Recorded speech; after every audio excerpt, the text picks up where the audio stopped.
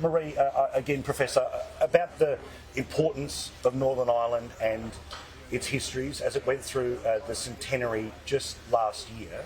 There was much reporting about where the country is compared to where it was after the peace accords of the late 1990s.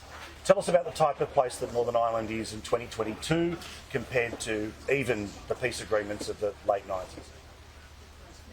Well, I suppose politically things have changed here quite considerably.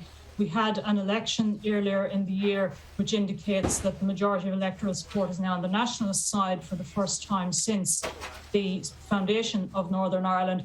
Well, I thought the events here yesterday, obviously you're looking at events at Royal Hillsborough today, but we had a very significant day here yesterday when the Northern Ireland Assembly, which currently isn't sitting due to internal political disagreements, convened for the day in order to allow political representatives to make their comments about the late Queen. And the tone from the nationalist and particularly the Republican Sinn Féin side was very conciliatory.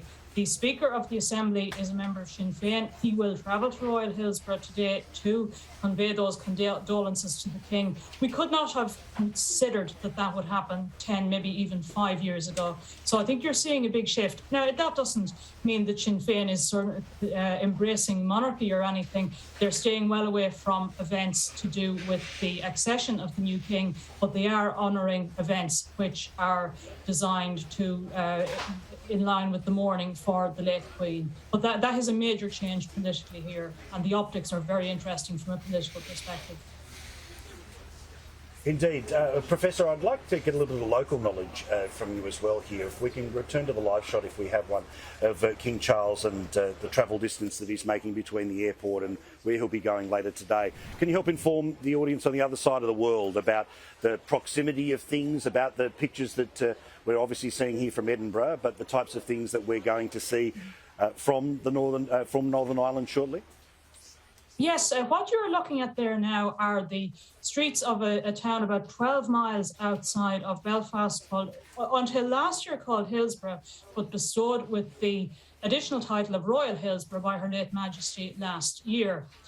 You've probably seen some of the building there, which is Hillsborough Castle, which is in fact one of 6 historic royal palaces throughout the UK, and it is the monarch's official residence in Northern Ireland. It is also a working political office as the official residence of the political representative of the British government here, the Secretary of State for Northern Ireland. In fact, I was there on Sunday because that is where the proclamation of the King for Northern Ireland was read on Sunday, obviously a day after it was read in London. It was read in the 3 capitals, but not in Belfast, but just slightly outside Belfast in our case. I was also there this morning, and at that point the crowds were starting to gather, and you can see them there.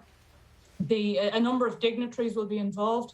The Secretary of State for Northern Ireland, the British Minister in charge of Northern Ireland is there. The Lord Lieutenant of County Down, I think, I saw him there in the shots a while back.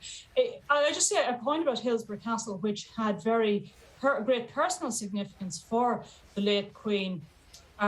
She visited Northern Ireland with her parents soon after the war in 1945, but she came on her own in 1946, and on both occasions she would have stayed there. There was a strong family link to Hillsborough Castle because the governor of Northern Ireland at the time, who would have been the monarch's representative, Earl Granville, was in fact married to the sister of the late Queen Mother. So the Queen had strong personal family links with this very building, with Hillsborough Castle, which we will see the King arrive in later today, where he will meet a number of dignitaries. I think we're looking we're looking now at pictures of the Queen's state visit to the Republic of Ireland in May 2011. And this was, as historians, we avoid things like momentous or historic, but those words definitely apply to this visit. It was the first visit of a British monarch to independent Ireland since independence. There was much trepidation about it beforehand. Would she be safe? How would the Irish respond? She had an amazing experience in the 4 days she was there.